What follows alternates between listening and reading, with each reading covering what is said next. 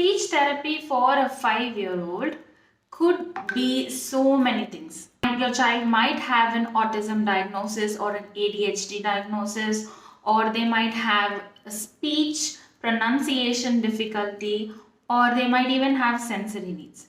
So I'm going to give you a speech therapy plan which almost covers all of these areas. I'm dividing this video into 3 parts. So in the first part, we are going to talk about structured teaching.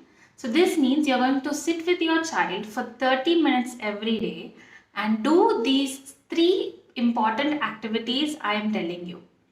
The next part, we're going to do unstructured play with your child, and I'm going to give you a framework of how to do this.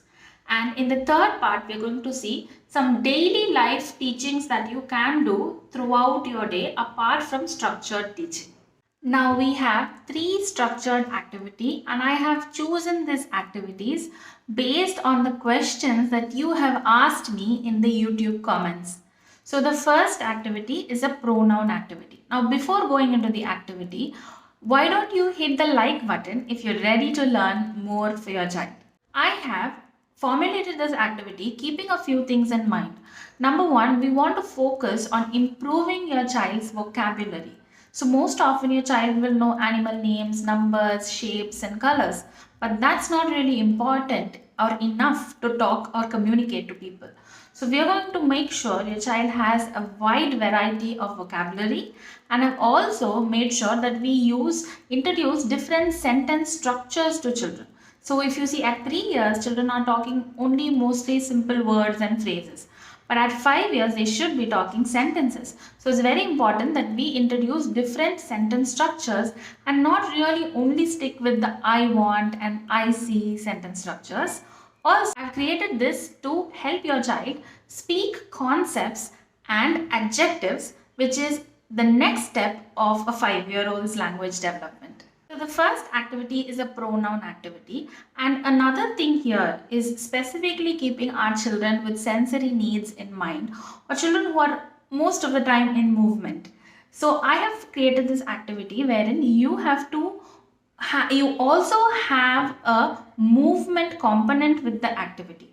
That is, you're going to start off by preparing the materials needed for the activity beforehand, and then bring your child and place a stretch of mat, or if you have some sensory mats, you can also place that, so that your child gets to jump on it and then go to this place. And when you are here, you're going to write the words you and I on paper, and remember this you and I is going to be from the point of view of your child and not you. So we are going to teach her. Let's say the child I have taken here is Leah. We're going to teach Leah to speak. So Leah's point of view, from her point of view, she is I, and you as a mom or a dad are you. Write down attributes of yourself and your child on pieces of paper. It can be about your hair, about your nails, about your dress, or about your earrings. I have round earrings, I have glasses, you have a headband, you have slippers, you have a rope on your hand, or you have bangles on your hand, you have rings. All these things you can take about things that you have. And what we are going to do is here we are going to add a new sentence structure, which is I have. So we are going to put chips on this, and for this I have used this, which is a painter's tape.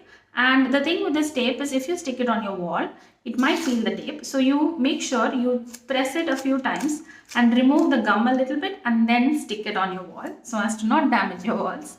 So you're going to write these attributes on papers, and then you're going to walk or jump over this sensory mat, reach this place, pick up the attribute of each person and then stick it. So you're going to help your child through this process. So first she goes, and let's say Leah takes black hair, and then she will stick it under I and say, and you model the sentence, I have black hair.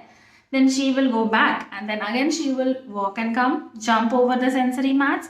Take the next one. Let's say you are wearing a black shirt.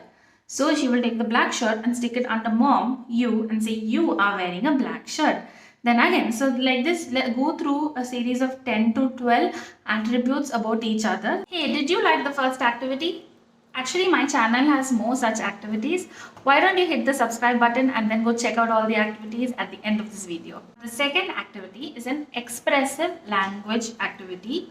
Here again, we are going to focus on adjectives or descriptive terms.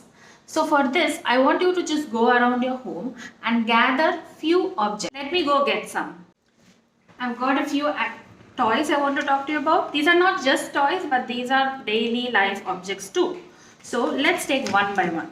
What you would do is, let's say you have these type of foam toys. You can show it to your child and I think they can guess the name. If you ask them what is this, they would tell you. So you can say, these are number toys, and then your child repeats that. Then you add another sentence which is going to be one extra thing about this. So you can say, it is spongy, it is spongy and soft, and get your child to repeat that. Let's say we take tape. So you say, oh, this is a pink tape, it is sticky, and get your child to repeat that. Oh, this is a straw, it's made of paper, it is paper. This is a sticker, but it's so rough, it's pokey. It's poking me. Oh, this is an aeroplane, but it's lost its wings. Wings are missing. I want you to take 5 to 10 objects around your home and sit down with your child. Tell about the name of it and one extra thing that you can see on it. Third activity I have for you is a comprehension activity. So here we are going to take any storybook. So for a 5-year-old, these type of storybooks are better, wherein you have like a large picture and 1 or 2 sentences about what's happening in the picture, and it's not too much language, too much text, or too less pictures. So let's say you are taking the book, and what I've noticed is sometimes when you take a book, child may want to read the book by themselves. They don't want us to read sometimes. So if your child does that, let them read. Let them flip through the pages and see what is there, and let them get familiar with the book. Then you take the book after they have put it down. Then you take it, and you could even make it like a bonding time. You don't have to sit at a table and a chair. You can put your child on your lap. You can both sit on the sofa with your legs out and just flip through the pages. And then what I want you to do, I want you to do 5 trials. So the first trial, let me give you an example. So you have this picture. So you can say, oh, Benny woke up.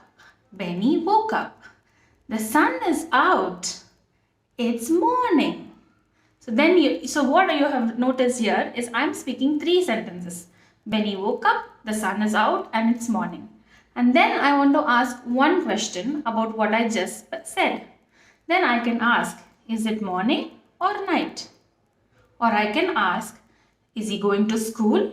If your child can answer the first question, you can go to the second question, which is an inferential question where you know they've woken up and the next logical step is getting ready for school. So you can ask about thinking if your child can answer that. So this is what I want you to do. Let's see another example. Right, so let's see here. Oh, he is thinking. Notice how I'm also adding some actions. I want you to do that too. His friends are coming. Second sentence. Third sentence. Oh, they have gifts. Then you can keep the book down and you ask, what did they have? And then they can say gifts. So here you're using a book. You're talking about what's on the book, on the page. And then you're asking one question to your child. So far I've shown you 2 questions. And I also only want you to ask like 2 to 3 questions. Do not overload your book reading time with too many questions about like. And another common thing I see our parents do is you want to know what color it is. Now, color is not very important in terms of speech and language skills for a child to know. So I would rather ask thinking, cognitive questions, help them make sentences, because those are more important for speaking. So like 2 questions. So when I said the 2 questions, I said so many descriptive sentences, and then only I asked the 2 questions. You notice I did not start with the questions. So this is how I want you to do. I want you to take a picture, describe the picture in 3 to 5 lines, and then ask one question from that picture and see if your child is able to answer it. If your child can answer it, for the next picture, try more difficult questions. These are activities that I tell my parents as part of my parent coaching program. I'm giving that to you right now. So so you have 3 activities that you're going to do with your child by sitting down and spending some time as kind of like a home speech therapy. The second part we are going to go now is unstructured play. And in unstructured play, what I want you to do is, number one, I want you to find your child's focus, or what is their most